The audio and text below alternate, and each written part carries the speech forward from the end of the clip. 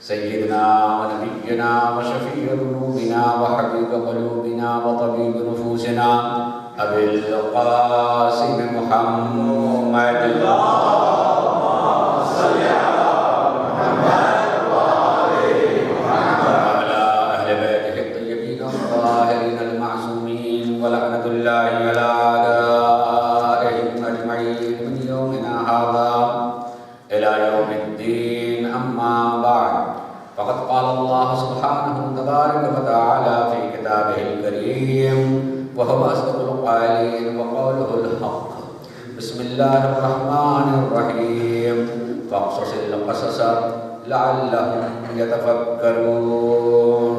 صلوات اللهم صل على محمد. قرآن خطاب کے انداز میں ہر اپنے قاری سے یہ بات کہہ رہا ہے کہ واقعات کو تم بیان کرو اور ایسے بیان کرو کہ سننے والے سوچنے لگیں، یعنی جنہیں نہیں ملا ہے مقصد انہیں وہ مقصد مل جائے، جنہیں راستہ نہیں ملا ہے انہیں مل جائے، جنہیں روشنی نہیں ملی ہے وہ اندھیرے سے روشنی میں آ جائے۔ فکر چراغ جلانے کا نام ہوتا ہے، اندھیرے میں چراغ جلانے کا نام ہے فکر خود ایک چراغ ہے۔ اور قرآن ہمیں دعوت دے رہا ہے کہ واقعات کو بیان کرو، مگر ایسے بیان کرو کہ اندھیری فکروں دماغوں میں بھی فکر کے چراغ جلنے لگے اور وہ اپنے مقصد کو پا سکے۔ آج میں تھوڑی سی گزارش کرنا چاہوں گا کہ قرآن تھوڑا سا میں نے اشارہ کر دیا تھا اور آج پھر کہنا چاہوں گا، قرآن ہر اپنے قاری سے، یعنی جو بھی قرآن کو پڑھتا ہے قرآن اس سے بات کرتا ہے، قرآن اس سے گفتگو کرتا ہے، قرآن اسے اپنا ہمدرد بناتا ہے، قرآن اپنی بات کو اس تک پہنچا دینا چاہتا ہے، قرآن یقین دلانا چاہتا ہے کہ آخرت تک رہنے والی کتاب میں ہی ہوں۔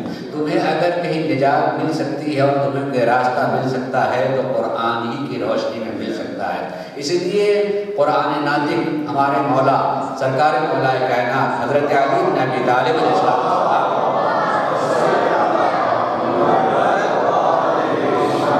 قرآن کی صفت کو بیان کرتے ہوئے فرماتے کہ انہ آمر زاجر ناطق۔ دیکھو قرآن تمہیں حکم بھی دیتا ہے، تمہیں ڈانٹتا بھی ہے، تم سے بات بھی کرتا ہے۔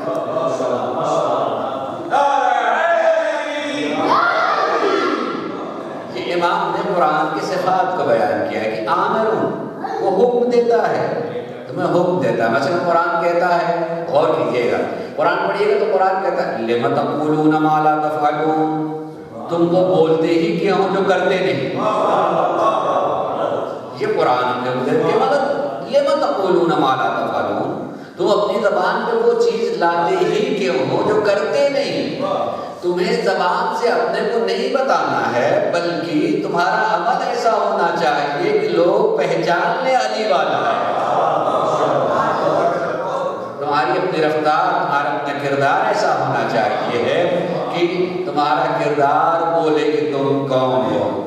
لِمَ تَقُولُونَ مَا لَا تَفْعَلُونَ، تم وہ کیوں کرتے ہو جو انہیں یہ ڈانٹ رہا ہے قرآن۔ اور قرآن حکم دیتا ہے، مثلا ہم حکم دے گا کہ اقیموا الصلاۃ وآتوا الزکاۃ، نماز پڑھا کرو، حقوق کو ادا کیا کرو، جتنے بھی حقوق ہیں تمہیں نے ادا کرنا ہے، حکم دیتا ہے قرآن۔ اور بتاتا ہے کہ دیکھو جو بھی قرآن حکم دیتا ہے اس کا حکم کا مقصد کوئی ہوتا ہے، بلا وجہ قرآن حکم نہیں دیتا ہے۔ اور کوئی بھی کام انسان کرے تو اسے پتہ ہونا چاہیے کہ میں یہ کیوں کر رہا ہوں، اس کا فائدہ کیا ملنے والا ہے۔ حد عقل اگر اسے نہ پتہ ہو تو اتنا پتہ ہونا چاہیے کہ جس نے مجھ سے کہا وہ بے فائدہ کچھ کہہ ہی نہیں سکتا، اتنا تو کم سے کم اسے پتہ ہونا چاہیے کہ وہ عبث کی اور بغیر فائدے کی کوئی بات نہیں کرے گا۔ میں 8ویں امام حضرت امام علی الرضا علیہ السلام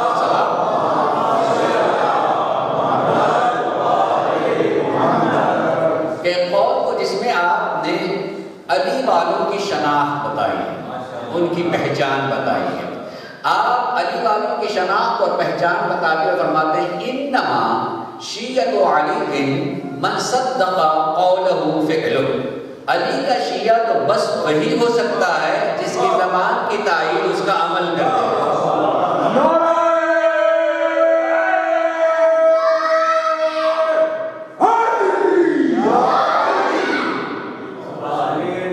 علی کا شیعہ بس وہی ہو سکتا ہے جس کی زبان کی تائید اس کا عمل کرے. یعنی اگر جو کہہ رہا ہے تو آدمی وہی دیکھے بھی کہ ویسے ہی کر رہا ہے تو وہ علی کا شیعہ. میں کہوں گا جناب میثق تمار گلیوں میں یہ نہیں کہتے پھر رہتے تھے کہ میں علی والا ہوں، بلکہ لوگ ان کے عمل کو دیکھ کے پہچانتے تھے یہ علی والا جا رہا ہے. سما کے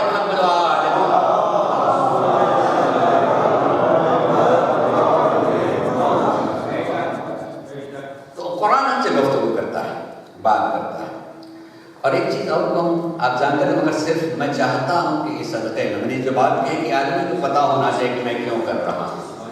مثلا اللہ نے اگر کہا ہے تو کہ نماز پڑھو تو یوں ہی نہیں کہہ دیا، اس نے قرآن نے وجہ بھی بیان کی کیوں.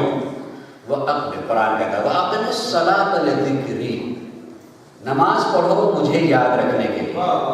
یعنی مقصد کیا ہے نماز پڑھنے کا کہ وہ یاد رہے، نہ یہ کہ صرف جو ہے مسلح جب نماز کا وقت آ گیا تو بڑا نمازی آدمی ہے چلو چل کے نماز پڑھ لیں.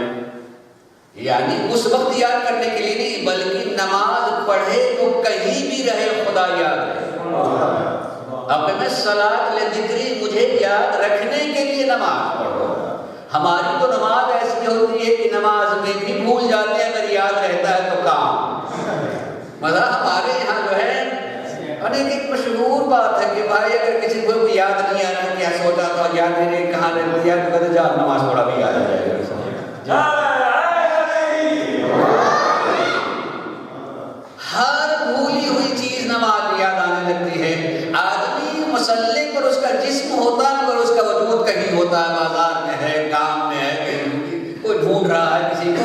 نماز وہ خود مسلح پر اس کا جسم ہوتا ہے مگر وہ خود نہیں ہوتا ہے. ہر بھولی ہوئی چیز میں کسی نے پوچھا کہ مولانا کوئی ایسی چیز بتائیے کہ سبھی بھولی ہوئی چیزیں نماز میں یاد آنے لگتی ہیں.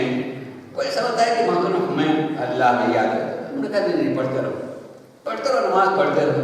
شاید انہی بھولی ہوئی چیزوں میں کبھی بھولا ہوا خدا بھی یاد آ جائے، شاید کبھی بھولا ہوا خدا بھی یاد آ جائے. اور یقین کیجیے کہ اگر اس اعتبار سے کبھی جب اس کا ذہن کسی بھولی ہوئی چیز کو تلاش کرنے لگے تو یہ بھی سوچے کہ میں جس کے لیے کھڑا ہوں وہ تو بھولا ہوا ہے، میں وہ بھی بھولا ہوا ہے، میں اس کی بارگاہ میں کھڑا ہوں. قسم جب یاد یہ قسم ہے پروردگار عالم کی کہ اگر واقعا وہ یاد رہے تو نماز معراج کا نام ہے، توجہ نماز معراج کا نام ہے. اور اگر آدمی جیسے ہی نماز میں کھڑا ہوتا ہے اب ذرا لب و لہجے کو دیکھیے، نیت کی اللہ اکبر، نیت کی اللہ اکبر، بسم اللہ الرحمن الرحیم الحمدللہ رب العالمین الرحمن الرحیم مالک یوم الدین. یہاں پر الحمدللہ رب العالمین، تمام تعریف اس خدا کی جو عالمین کا پالنے والا، اس خدا کی جو قیامت کے دن کا مالک ہے. لیکن فوراً لب و لہجہ بدل گیا، ایاک نعبد و ایاک نستعین، میں تیری عبادت کرتا ہوں تو اس سے مدد مانگ رہا ہوں. ابھی جب ہم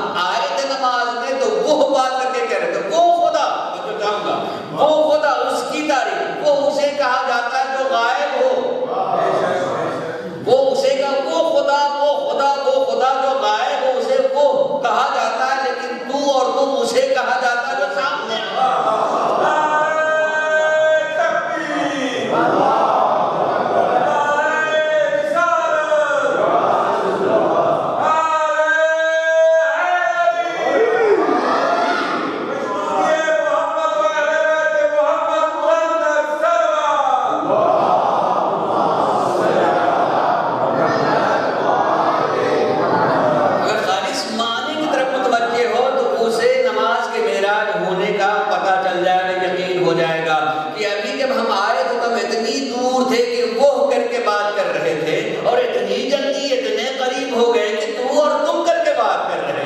اس بلندی پہ چلا آتا ہے، اور یقین مانیے کہ اس منزل چلا آتا ہے۔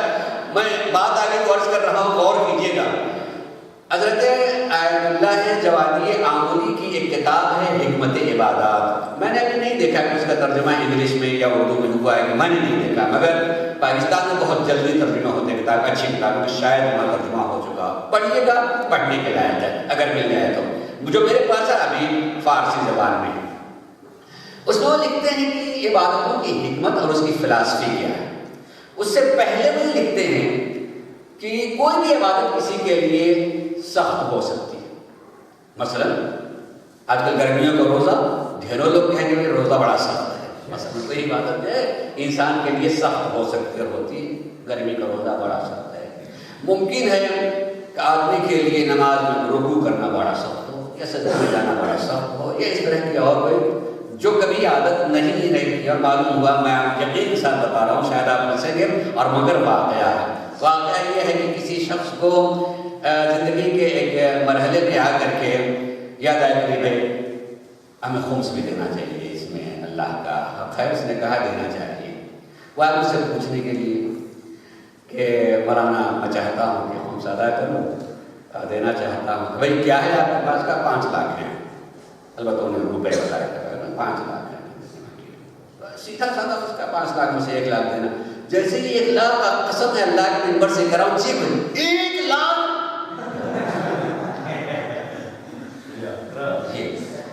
یعنی ان کو سخت لگا، یہ بھاری لگا، ایک دم سے ہم یوں ہی 1 لاکھ اٹھا کے دے دیں۔ تو یہ انسان کا کوئی بھی عبادت کا کوئی حصہ، چاہے مالیات کا ہو چاہے وہ جسمانی ہو، اس میں کوئی حصہ اس کے لیے سخت لگ سکتا ہے، کسی وجہ سے عادت نہیں رکھتا تھا اس وجہ سے سخت لگا، یا اپنے جسم کی کمزوری کے اعتبار سے اس کو سخت لگا، وہ جو عبادت سخت لگی ہے۔ لیکن جوادی عاملی کہتے ہیں، میری بات کو غور کیجیے، جوادی عاملی کہتے ہیں کہ نہیں، عبادتوں میں سب سے سخت عبادت جو ہے نیت ہے۔ آج یہی میری بات ہے، بچوں دین میں، یعنی کہ عبادتوں میں سب سے سخت عبادت نیت ہے۔ جس نے چیخ کے کہا تھا کہ 1 لاکھ اگر اس کی نیت ٹھیک ہوتی، یہ بڑا کم لگتا ہے، یہ تو ہاتھ کی میل ہے۔ نیت انتہائی سخت، ہم تو وہ پوچھتے مولوی صاحب کیسے نیت کریں، ابھی آشور کے دینے کا مولانا ذرا سے نیت بتا دیجیے، ہم مولانا اردو میں یا انگلش میں کچھ بتا رہے ہوں گے، لوگ اس کو دہرا رہے ہیں، سمجھتے ہیں کہ وہ لفظ نیت ہے۔ لفظ نیت نہیں ہوتی، لفظ نیت تک پہنچانے کا سہارا ہوتی ہے، صرف لفظ اس نیت تک، اس ارادے تک پہنچانے کا سہارا ہوتی ہے۔ اگر اس ارادے کا یقین ہو جائے، وہ وہی اپنے اندر یقین کو خالی زبان سے چاہے کچھ کہیے نہ کہے، وہ اپنے ذہن و دل میں اس کو حاضر رکھے، وہ نیت ہوتی ہے، اس میں ڈوب جائے، وہ نیت ہوتی ہے۔ بتائیں آپ کو کہ نیت، واقعی سچی نیت کتنی سخت ہوتی ہے، کتنی سخت ہوتی ہے، اور اگر سچی ہو جائے تو کتنی بڑی سختی کتنی آسان ہو جاتی ہے۔ اپنے لوگوں کو بتانے کے لیے شاید دور جانے کی بات نہیں، علی جیسا بہادر، توجہ چاہوں گا، علی جیسا بہادر شجاع، پاؤں میں تیر لگا ہوا ہے، لوگ چاہتے ہیں کہ تیر نکال دیں، مگر اتنی تکلیف ہے کہ آپ نے منع کر دیا، لیکن وہی علی جیسے ہی مسئلہ عبادت پہ نیت کر لیتے ہیں، توجہ چاہوں گا، جیسے ہی مسئلہ عبادت پر نیت کر لیتے ہیں، تیر وہی ہے، پاؤں وہی ہے، تکلیف وہی ہے، مگر نیت سچی ہو جاتی ہے، تیر نکال دیا جاتا ہے اور پتہ نہیں چلتا ہے۔ صلوات محمد و آل محمد۔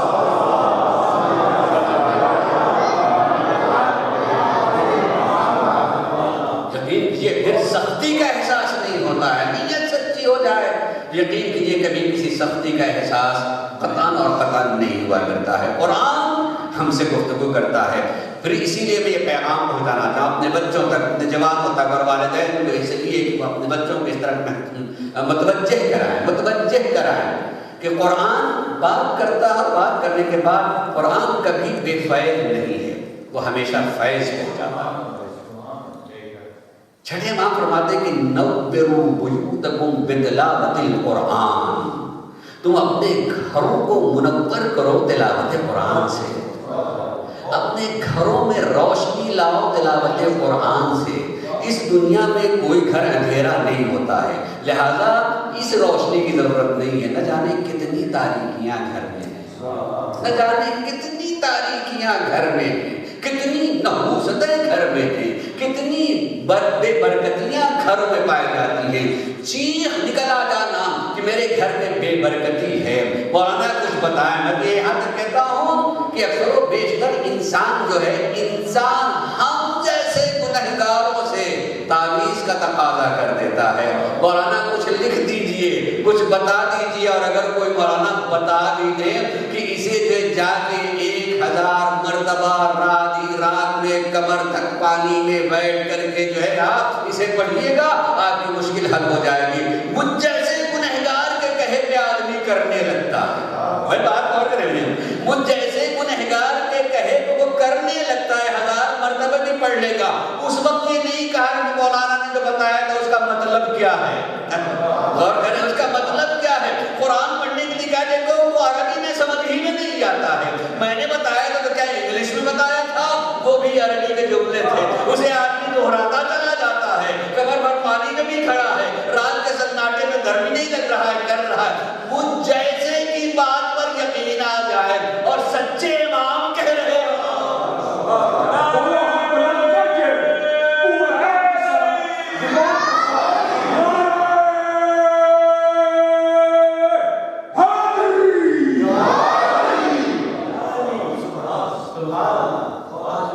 سچے امام فرماتے ہیں کہ اپنے گھروں کو منور کرو، روشن کرو تلاوت قرآن سے۔ جن گھروں میں قرآن کی تلاوت ہوتی ہے، آسمان والوں کو وہ گھر ویسے چمکتا ہوا دکھائی دیتا ہے جیسے زمین والوں کو چمکتے ہوئے ستارے دکھائی دیتے ہیں۔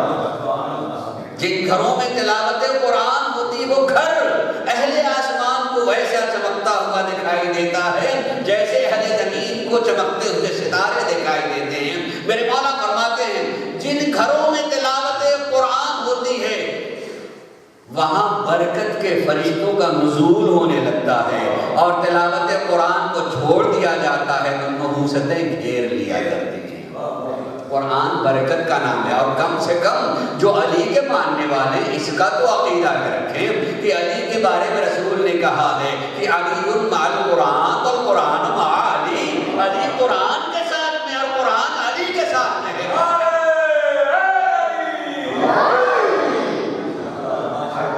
قرآن کے ساتھ میں ہے، اسی ارادے سے آدمی جو ہے قرآن کو کھول لے کہ علی قرآن کے ساتھ میں ہے، یعنی میں قرآن کے حروف نہیں دیکھ رہا ہوں، چہرے علی کا نظارہ کر رہا ہوں۔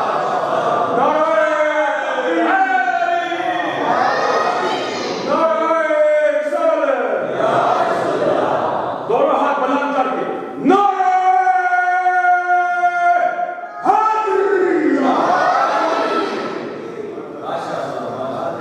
زندگی میں لے آئیں قرآن کو، اپنی زندگی میں قرآن کو لے کر کے آئیں۔ میں اگر خدا کی قسم اپنا حساب کروں تو شاید مہینوں میں نوبت نہیں آتی قرآن کھولنے کی، شاید برسوں میں نوبت نہیں آتی ہے قرآن کے کھولنے کی۔ شکوہ کرتا ہے قرآن گھر میں، جب قیامت کا دن آئے گا تو سب سے بڑا شکایت کرنے والا قرآن ہوگا، مجھے غلاف میں بند رکھا، کبھی تلاوت نہیں کی تھی۔ جبکہ وہ دینے کے لیے قرآن ہم سے کچھ مانگتا نہیں ہے، قرآن عطا کرتا ہے، دیتا ہے، برکتیں دیتا ہے۔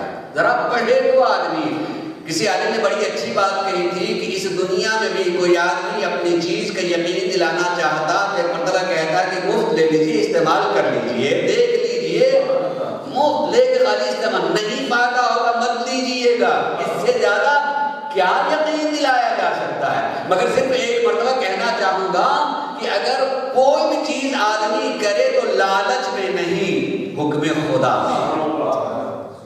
لالچ سے کرے گا تو بندگی نہیں ہوگی، فائدہ تو مل جائے گا مگر بندگی نہیں ہوگی۔ ملے یا نہ ملے، میں جس کا ہوں اس نے کہا ہے، میں جس کا ہوں اس نے کہا ہے، تو خود اس کے کہنے پہ عمل کرنے کا جو فائدہ مل سکتا ہے۔ اور ایک عرض کرنا چاہوں گا، اور یہ میں بعنوان تعویذ کے کہہ رہا ہوں، میں تعویذ لکھتا ہوں تو بتاؤں تعویذ کے معنی میں بول رہا ہوں۔ تعویذ یعنی پناہ گاہ، جس میں پناہ مل جائے اسے تعویذ کہا جاتا ہے. جس سے پناہ مل جائے وہ تعویذ ہوتی ہے. وہ کاغذ پر لکھے ہوئے تحریر سے ہو یا خود اپنے عمل سے ہو, چاہے اپنے عقیدے سے ہو, چاہے اپنی بات سے ہو, جس سے بھی پناہ مل جائے اسے تعویذ کہا جاتا ہے. پناہ میں آ جانے کا نام تعویذ ہوتا ہے. قرآن سے بڑا کیا تعویذ ہو سکتا ہے؟ ذکر اہل بیت سے بڑا کیا تعویذ ہو سکتا ہے؟ قرآن نے بھی کہا ہے کہ قرآن کی تلاوت, خود قرآن میں قرآن کی آیت ہے کہ شفا, یہ شفا, اس میں شفا پائی جاتی ہے. اور اہل بیت نے بھی کہا کہ ہمارے ذکر میں بھی تمہاری شفا پائی جاتی ہے.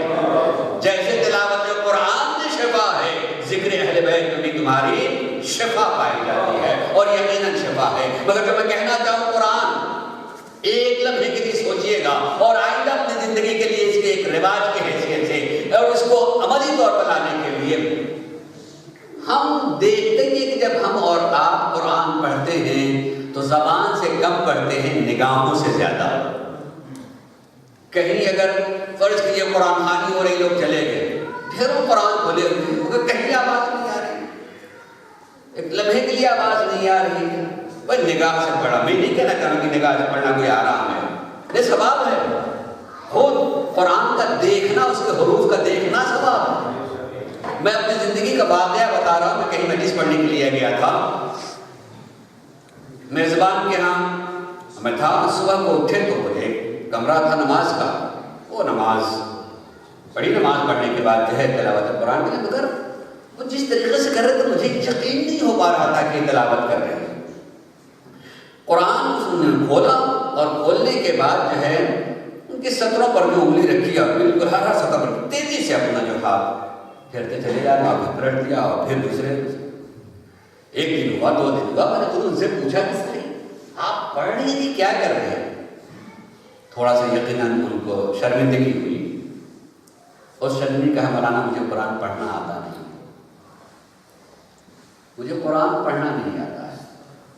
عمر کے بالکل آخری دنوں میں مجھے قرآن پڑھنا نہیں آتا ہے, مگر کبھی سنا, ابھی حال میں سنا کہ اس کے ثواب ہے, حتیٰ کہ دیکھنا بھی ثواب ہے. مولانا میں تلاوت نہیں کر رہا ہوں, قرآن دیکھ رہا ہوں, قرآن دیکھ رہا ہوں, تلاوت نہیں کر رہا. وہ نیت ہے, اس نیت کی گہرائی میں خدا جانتا ہے, اللہ جانتا ہے. یقیناً اس کا ثواب ملے گا, یقیناً اس کا ثواب ملے گا. اسی وجہ. لیکن میں جو بات کہہ رہا تھا وہ یہ کہ انسان گھر میں تلاوت کرے, کرنا چاہیے, آواز سے تلاوت کرے. میں ایک تھوڑا سا آپ کا وقت دوں گا, مگر یہ کہ انشاءاللہ آپ کے مفید ہوگی باتیں. پر ثواب محمد و آل محمد.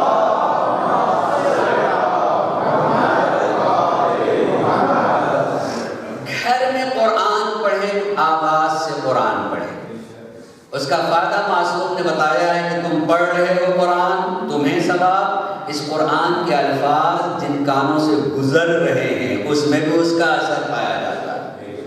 لفظوں کے اثرات ہوتے ہیں, لفظوں کے اثرات ہوتے ہیں, اور وہ بھی کلام الہی کے کیوں نہ اثرات ہوں گے. جن کانوں سے گزرے گا وہ کیوں نہیں اس کے اثرات ہوں گے. میں آپ کو اردو میں سمجھا دوں. اگر میں اردو جانتا ہوں, ایک آدمی ایک صاحب عزت کے لیے کوئی برا لفظ استعمال کر دے, آدمی کا چہرہ پیلا پڑ جائے گا یا لال ہو جائے گا. اس نے تماچے نہیں مارے ہیں, خالی لفظیں کہیں ہیں. اثر کاہے کا ہے؟ لفظ کا ہے. یعنی لفظیں جب کانوں سے گزرتی ہیں تو خون کے دورانیے کو بدل دیتی ہے, خون کے اثرات کو بدل دیتی ہیں, لفظوں کے اثرات ہوتے ہیں. میں اردو میں اچھے الفاظ بولوں تو آدمی مسکرا اٹھتا ہے, چہرہ کھل جایا کرتا ہے. لفظوں نے اثر کیا ہے, لفظوں نے اثر کیا ہے, لفظوں کے اثرات ہوتے ہیں. میری زبان کا اگر کوئی لفظ کسی پہ اثر کر سکتا ہے تو آسمان سے اترا ہوا کلام الہی کیوں نہیں اثر کر سکتا؟ لیکن اس لیے حکم خدا ہے کہ تم پڑھا کرو قرآن کو, تو آواز سے پڑھا کرو تاکہ یہ آواز گونجے, جن کانوں میں پہنچے وہاں اس کے اثرات پائے جاتے ہیں. اور یہ بھی کسی دن یہی لفظیں انہیں تبدیل بھی کر سکتی ہیں, انہیں بدل بھی سکتی ہیں, اور یقیناً وہی اصل کا حقیقی معنی میں تعویذ بن سکتا ہے. سلام محمد و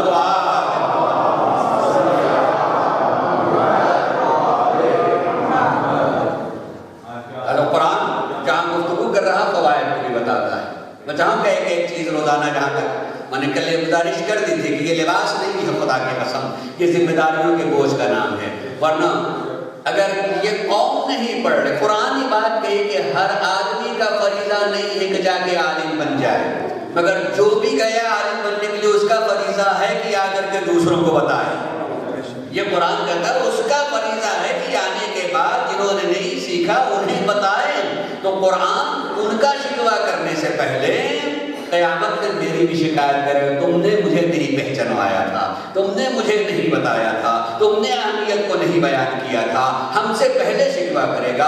اہل بیت ہم سے شکایت کریں گے، اتنے لوگ اپنا وقت دے رہے ہیں تمہارے پاس، کام چھوڑ کر کے آئے ہیں. وقت کی قیمت ہوتی ہے، لمحے لمحے کی قیمت ہوتی ہے. تو کم سے کم جتنی وہ چھوڑ کے آیا ہے اس سے زیادہ نہ صحیح تو اتنا تم اسے دے دو کہ سمجھ میں آئے کہ ہم کچھ پا کے آئے ہیں. ثواب محمد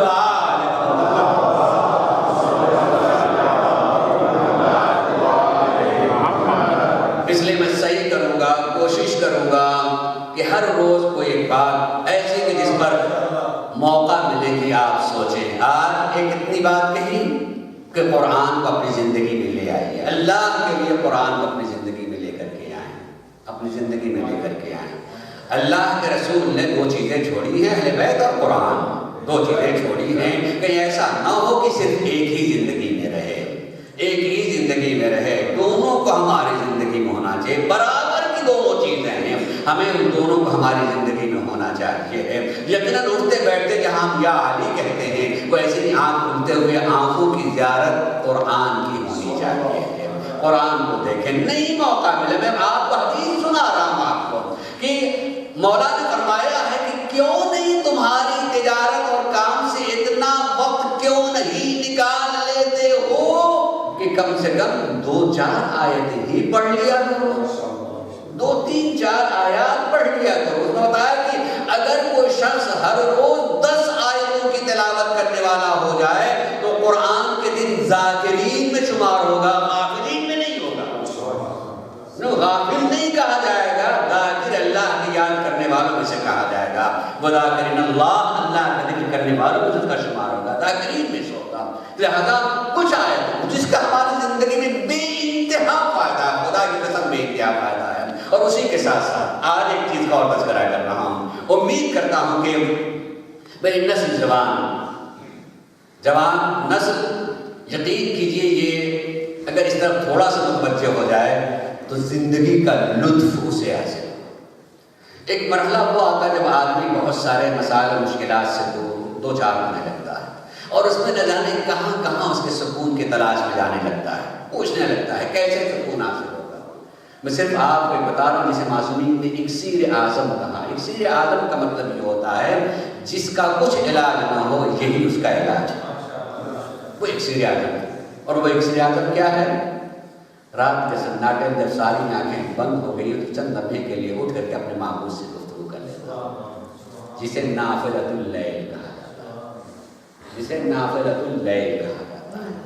آدمی جاگتا ہے، آدمی اٹھتا ہے. میں تو کہتا ہوں کہ اگر اسے دنیا کی نوکری مل جاتی ہے اس پر بڑا خوش ہوتا ہے، چاہے وہ رات کے 3 بجے اٹھ کے جانا ہو. اطمینان سے آدمی اٹھتا ہے، اتنا آباد ہوتا ہے، کپڑے بدلتا ہے، بڑے شوق سے وہ کام پہ چلا جاتا ہے. لیکن اگر کہا جائے کہ رات کے کسی حصے میں اپنے معبود سے گفتگو کرنے کے لیے اٹھ جاؤ تو اسے آسکت سی ہوتی ہے، اسے سستی اور کاہلی سی آ جاتی ہے اور آدمی نہیں کرتا.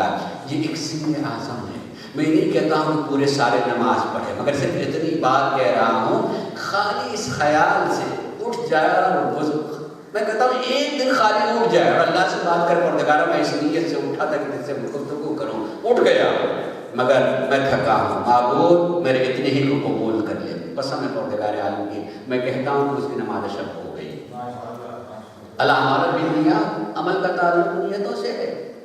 پھر اس کو یہ ایک ذوق اور شوق ہوگا اس کے لیے. اٹھے کسی دن خالی وضو کر لے، وضو کر کے پروردگارہ میں تیری بارگاہ میں آنے والا تھا مگر تھکا ہوں نہیں آ سکتا، میں نے وضو کر لیا تجھ سے بات کرنے کے لیے. میں تو یہ کہتا ہوں کہ وضو کر کے سو گیا، عالم طہارت میں سویا ہے، اس کی نماز شب ہو گئی، نماز شب ہو گئی.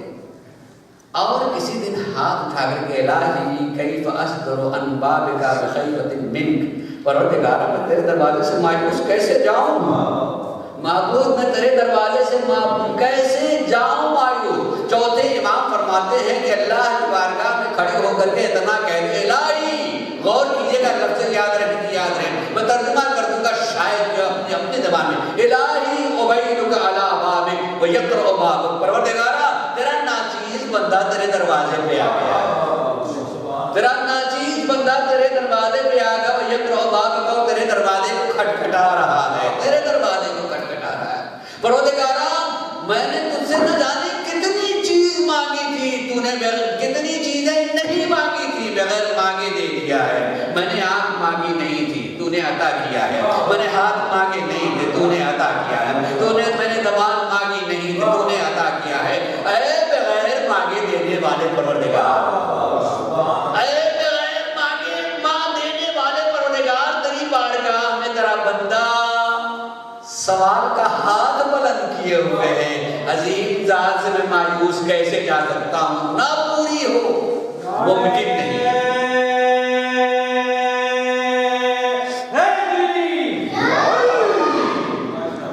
यकीन कीजिए ये बंदगी का सलीका उस वक्त आदमी अपने को पहचानने लगता है। अपनी बात कहूँ मैं, अजीजों गौर कीजिएगा, दूसरों को पहचानना और उसके लिए कहना कि मैं फलां को जानता हूँ, पहचानता हूँ, धोखा है। जो आदमी खुद ही को नहीं जानता वो दूसरे को कहाँ पहचानता। और मैं अपनी तरफ से नहीं कह रहा हूँ, छठे इमाम ने फरमाया है कि वो झूठ बोलता है जो अपने को नहीं जानता और किसी दूसरे के बारे में कहे कि मैं जानता हूँ, झूठा है। मैं अपने को जानता हूँ, मैं सोया हुआ हूँ। जब मैं पढ़ता हूँ कहीं एक बात कहता हूँ कि सोए हुए आदमी को जगाना बड़ा आसान होता है। मैं सोया, जगा दे। एक आदमी टिकटिकी बांधे देख रहा है, उससे कहूँ कि जागो जागो जागो,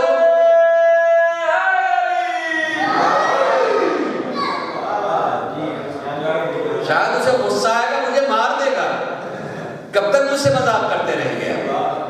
लेकिन सच्चाई यही है कि आदमी सो रहा। फिर मैं अपनी बात जो कह रहा हूँ मौला के कौल को पढ़ रहा हूँ। मौला के कौल पढ़ने जब लागत पढ़िएगा, मौला आली फरमाते हैं अन्नाज़ियुना, लोग सो रहे हैं, इदा मातू इंतबहू, जब मरेंगे तब जागेंगे, जब मरेंगे तब जागेंगे। यानी जब किया हुआ सामने आ जाएगा तब जागेंगे। इसीलिए मेरे मौला ने दूसरी जगह कहा है मूतू क़ब्ल अन तमूतू, मरने से पहले जाग जाओ।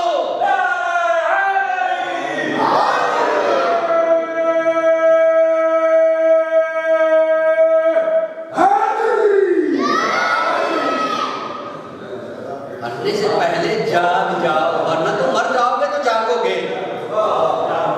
तुम्हारा काम ये है इंसानियत है कि मरने से पहले जागो, मरने से पहले जाग जाओ। फिर मैं अपनी जिंदगी का बिल्कुल वाक़या बनाता हूँ, बिल्कुल सच्चा वाक़या है। ऐसे में मजलिस पढ़ रहा था, एक बुजुर्गवार जो है दीवार से टेक लगाए हुए जो है सुन रहे थे, मजलिस इसारे सवाब की थी। मैंने कोशिश से मौत और जिंदगी से मुताल्लिक़ गुफ्तगू की थी और काफ़ी बुजुर्ग थे और दीवार से टेक लगाए हुए बैठे हुए थे। जब मैंने मजलिस खत्म की, उधर चलने लगा तो उन्हें मुझे बुलाया, मौलाना साहब ज़रा सा इधर से आए, ज़रा सा इधर आ जाए।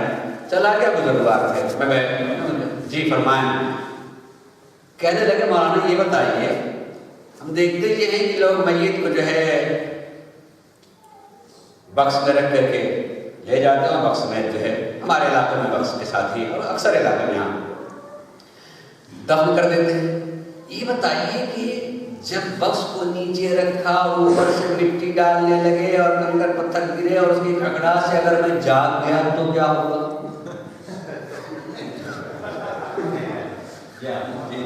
अजीब था। मैं खुद भी सकते मुझ वक्त पढ़ा कि मैं मजलिस पढ़ करके गा रहा हूँ और वो दीवार से लगेगा मौलाना इधर आइए और बताएं कि ये बक्स में दफन किया जाता है और उस बक्स में नीचे रख करके जब ऊपर से मिट्टी डालने लगे, सूखी मिट्टी है, कंकर पत्थर हैं और ऊपर पड़ने लगे और खटखड़ाहट मेरी आँख खुल गई तो क्या होगा? फौरन अल्लाह ने मदद के मन कहा कि नहीं, आँख खुल गई उस वक्त तो क्या होगा वो तो अलग की बात है, आपकी आँख अभी खुल गई, आपकी आँख अभी खुल गई।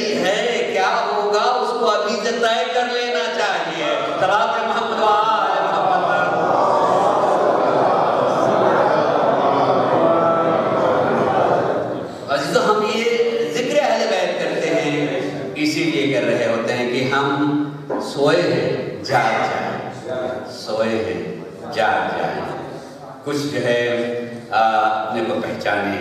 آخری قرآن کی آیت کو اس تسلسل سے پڑھ کر کے خالی اپنی بات کروں کہ پتہ ہے جب آدمی اس مرحلے میں آتا ہے تو قرآن کے نہیں اللہ بتا رہا ہے ہوتا کیا ہے.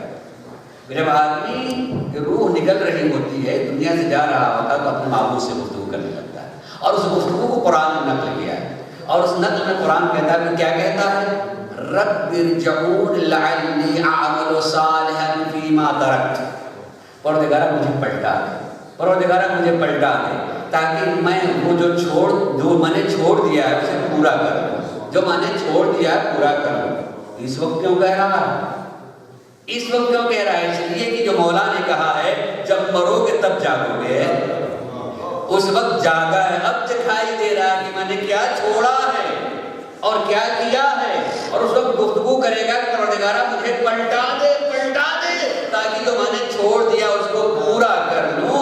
قرآن کہتا ہے اب تو پورا ہو گیا. مگر چھٹے امام نے اس آیت کی تفسیر میں کہا ہے اور تفسیر میں کہتے ہیں کہ تم اگر جنازے کے ساتھ میں جاؤ، جانا چاہیے، جنازے کے ساتھ تمہیں جانا چاہیے اور قبرستان تک لحد تک اتارنے تک رہنا چاہیے، اور دفن کرنے کے بعد جب حدود قبرستان سے تمہارا قدم باہر نکلے تو اس وقت اس آیت کو جواب دیتے ہوئے کہنا کہ اسے تو پلٹنے کا موقع نہیں ملا مگر مجھے پلٹنے کا موقع مل گیا. اسے تو اللہ نے موقع نہیں دیا کہ وہ پلٹ جائے مگر مجھے پلٹا دیا ہے. لہٰذا میری آنکھ کھل جانی چاہیے کہ کیا چھوڑا ہے اور کیا کرنا ہے. سب آپ نے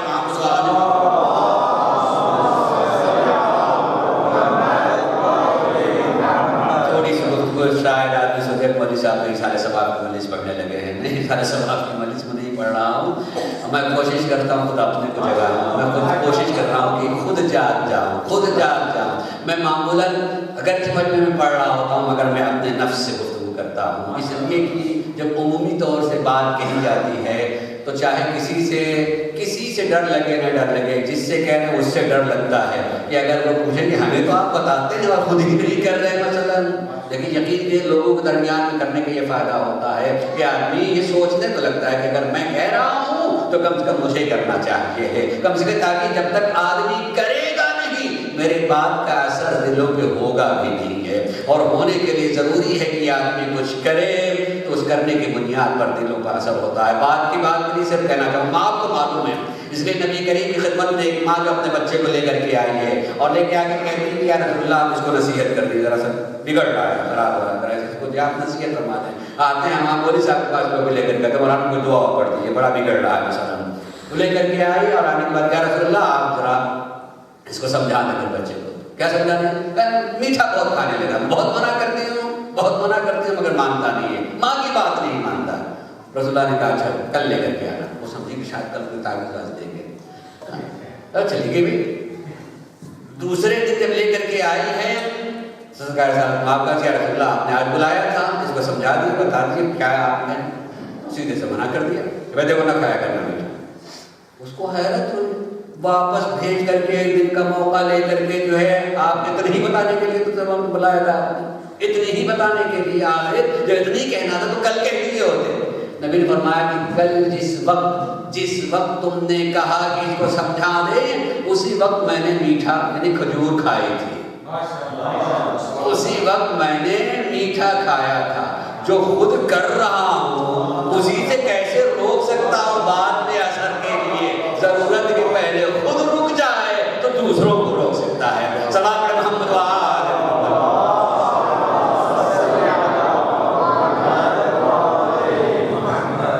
سماج پر دکھتی رگوں پر عام طور سے انگلی رکھنے کی میں کوشش تو نہیں کرتا ہوں. میں سگریٹ کا عادی ہوں اور بچے سے کہوں کہ نہ پیا کرو بیٹا، کیسے اثر ہو سکتا ہے؟ نہ کریں ایسا. کسی چیز سے منع کرنا ہو تو آدمی عمل کرتا ہے، اور عمل کرتا ہے تو ماحول جس کو کہتے ہیں ماحول. ہم شکایت کرتے ہیں، شکوہ کرتے ہیں. کل انشاءاللہ میں اس موضوع پر اچھی گفتگو کروں گا، انشاءاللہ آپ آئیں گے. امید کرتا ہوں کہ آپ جو ہے میری بات سے کچھ نہ کچھ استفادہ کریں گے. یقین کیجیے کہ آدمی کے لیے انتہائی ضروری ہے کہ ہم اپنی کمی کو چھپانے کے لیے کہہ دیتے ہیں ماحول ایسا ہے، کیا کیا جائے؟ ماحول ایسا ہے، مدرسے کا ماحول ایسا ہے، سڑک کا ماحول ایسا عزیزو سڑک کے ماحول کا آپ کو یقین ہے، مدرسے کے ماحول کا آپ کو یقین ہے کہ وہ اثر انداز ہوتا، تو گھر کے ماحول کو نہیں اثر کرے گا بھائی؟ اتنی دور کا ماحول اثر کرے اور گھر کا ماحول اثر نہ کرے، معنی نہیں رکھتا ہے۔ اس کا مطلب کہ آپ نے بھی وہی سڑک کا ماحول گھر میں بنا رکھا ہے۔ نعرہ تکبیر، نعرہ رسالت، نعرہ حیدری، حسینیت، حسینیت، یزیدیت، یزیدیت، نعرہ صلوات، صلی اللہ متوجہ نہیں تھا، میں نے دیکھا، اس لیے میں نے کل یہ بات کہی تھی کہ سننے والوں کے چہرے کھڑی ہوتے ہیں، اس پر ابھی 12 نہیں بجے تھے، یقین لگ رہا تھا کہ میں اور پڑھ سکوں گا، اس لیے جو ہے دیکھا اب صرف 5 منٹ میں بات کو سمیٹ رہا ہوں، اب بھی 8-9 روز اور ہیں، میں اپنی بھرپور کوشش کروں گا۔ میں یقین کیجئے کہ میں جو مطالعہ کرتا ہوں جب پیش کرنا ہوتا ہے، مجمع کم دیکھ کر اسے روک نہیں لیتا ہوں، علم دیتے رہو، وہ دیتا رہے گا، اگر فائدہ پہنچتا ہے، چاہے 4 آدمی ہے چاہے 400 آدمی ہو، میں یقیناً ویسے ہی، مجھے 1000 کا مجھے مل جائے گا تو ویسے ہی بولوں گا، 4 کا تخمہ مل جائے گا تو ویسے ہی بولوں گا، اس لیے میں دینا چاہتا ہوں جو مجھے ملا، میرے پاس کچھ بھی نہیں ہے، ہم تو باب العلم کے فقیر ہیں، وہاں سے کچھ مل جاتا ہے، کچھ عطا کر دیتے ہیں عزیزوں، اس لیے کربلا خود ایک علم ہے، درسگاہ ہے، وہاں اگر میں آدمی سیکھے، ان دنوں میں آدمی سیکھ سکتا ہے، مگر ہم روتے کیوں آدمی، روتے کیوں ہیں؟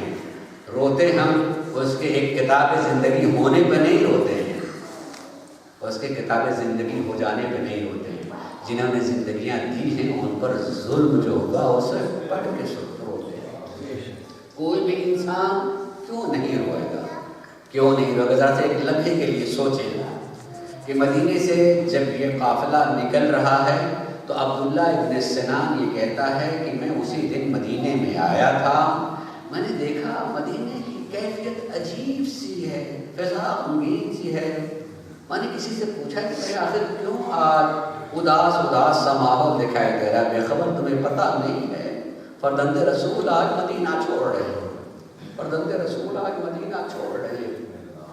لہٰذا میں محلے بنی ہاشم کی طرف گیا، میں نے دیکھا کہ وہاں سامان سفر تیار ہے، سرکار سید الشہداء ایک طرف کرسی لگائے ہوئے بیٹھے ہوئے ہیں، جوان اثاثۂ سفر کو لا کر کے ہے اونٹوں کے پالانوں پر جمع کر رہے ہیں، اور دیکھتے تھے میں نے دیکھا کہ اب سوار ہونے کے لیے لوگ بھی آ رہے ہیں، مطلب میں نے دیکھا کہ ایک جوان اٹھا ہے اور گھر کے اندر سے ایک خاتون نقاب پوش نکلی ہے، ان خاتون کو اس جوان نے سوار کرایا ہے۔ میں نے کسی سے پوچھا کہ یہ کون ہے جنہیں سوار کیا؟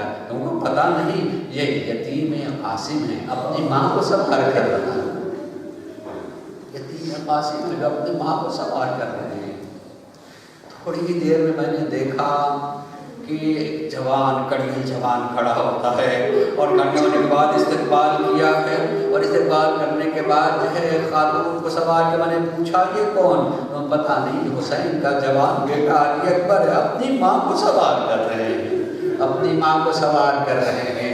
اور مرتبہ کہتا میں نے ایک مرتبہ دیکھا کہ کوئی ایک شخص نہیں، خود فرزند زہرا نے اپنی کرسی چھوڑ دی ہے اور کھڑے ہو جاتے ہیں، ایک طرف سے عباس پڑھنے لگتے ہیں، دوسری طرف علی اکبر پڑھنے لگتے ہیں، اور ایک طرف امام حسین آگے پڑھ رہے ہیں۔ میں حیرت میں یہ کون سی خاتون ہے اس کے لیے وقت کا امام آگے بڑھا اور بڑھ کر کے آ کر کے رکعت کو سنبھال رہے ہیں۔ ایک بڑا پوچھا کون؟ تمہیں نہیں معلوم؟ یہ علی کی بیٹی زینب جا رہی ہے، جن کے لیے امام حسین خود گئے کھڑے ہو جاتے ہیں۔ ذرا ایک لمحے کے لیے آنکھ بند کر کے سوچیں، یہ مدینے کا عالم تھا کہ مدینے میں امام حسین بہن کو سوار کر رہے ہیں، جوان بھائی جو ہے اور بھتیجا جو ہے آیا سوار کرنے کے اثر آذور کو، وہی زینب کبھی دائیں دیکھ رہی ہے کبھی بائیں دیکھ رہی ہے۔ اے میرے بھیا کے باوفا ساتھیوں،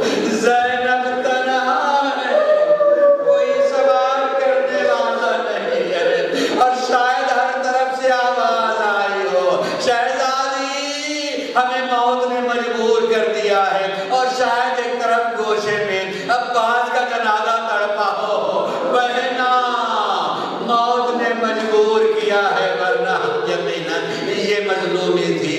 بنیاد پر جو فضا تھے عزیزان گرامی ایک بات سب کہنا چاہوں گا اور وہ صرف تصوراتی احساساتی بات کر رہا ہوں، غور کیجئے گا۔ میں ابھی دوپہر میں مجلس پڑھ رہا تھا، اس بات کو توجہ دلائی تھی لوگوں کو کہ دیکھیے ہمارے گھر میں بھی کبھی کوئی سفر کرنے والا ملے، ہو سکتا ہے کہ ماں باپ کا ایک بیٹا کہیں باہر جا رہا ہے، بھائیوں کا ایک بھائی جو ہے کوئی باہر جا رہا ہے، جس دن جانے والا ہوتا ہے اس دن سب کو پتا ہے کہ اس کو ترقی ہوئی ہے، کامیابی کے لیے کسی اور ملک جا رہا ہے، مگر جب رخصت لوگ کر رہے ہوتے ہیں تو ماں الگ رو رہی ہوتی ہے، باپ کے آنکھوں میں الگ سے آنسو ہوتے ہیں، بھائی اور بہنیں الگ ہو رہی ہوتی ہیں، حالانکہ پتا ہے کہ جا رہا ہے کامیابی کے لیے تو ہماری دعاؤں کا اثر ہے۔ ایک لمحے کے لیے سوچے جب حسین جا رہے ہیں، ایک بیٹی چیخ کے کہہ رہی ہے بابا کیا سہرا جا سکتی ہے، ہر طرف سے رونے کی آواز آ رہی، کیوں؟ اس لیے کہ سب کو پتا ہے جانے والا واپس نہیں آئے گا، واپس آنے والا نہیں ہے، رخصت کر رہے ہیں، یہ گریے کا عالم ہے۔ آخر جب یہ قافلہ چل پڑا، چلتے ہوئے راستے میں امام حسین اپنے بھیجے ہوئے سفیر کی خبر لینا چاہتے ہیں، ہر کوفے سے آنے والے سے پوچھ رہے ہیں کوئی بتا سکتا ہے کوفے کی کوئی خبر ہے؟ کسی آنے والے سے امام نے پوچھا، اس نے کہا میں یہاں نہیں بتاؤں گا، ذرا دور آ جائیے، ذرا دور آ جائیے۔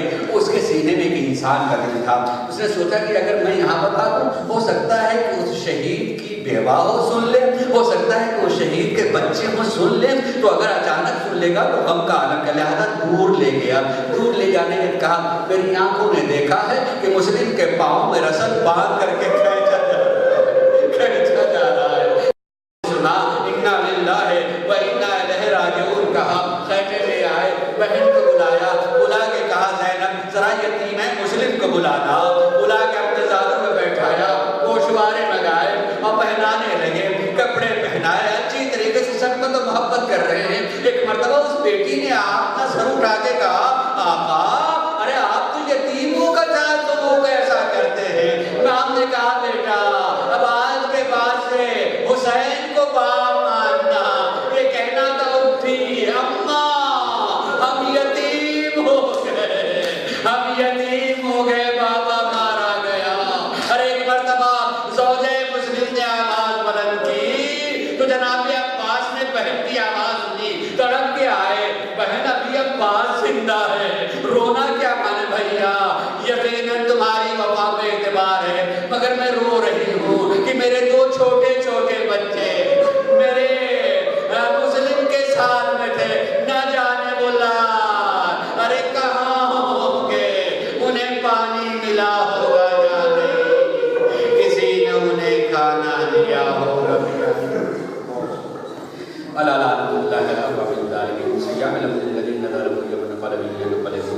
پروردگارہ ہمارے اس مقصد سے عمل کو قبول فرما لے، معبود ہم جو صاحبان حاجت ان کی حاجت کو پورا فرما دے، جو مریض انہیں شفا عنایت فرما دے۔ پروردگارہ محمد آل محمد کا واسطہ دنیا میں جہاں کہیں مہربان اہل بیت ان کی عزت و آبرو کی حفاظت فرما۔ پروردگارہ جن گھروں میں ذکر حسین گھروں کو آباد رکھنا، جن ماؤں کی گودیوں میں حسین کے نام لیوا پر نشاد رکھنا، یہ ذکر سید الشہداء سننے والوں کو ہر طرح سے آباد رکھنا۔ پروردگارہ محمد آل محمد کا واسطہ ہم ظہور فرما اور ہم سب کو ان کے آباد مان سے قرار دے۔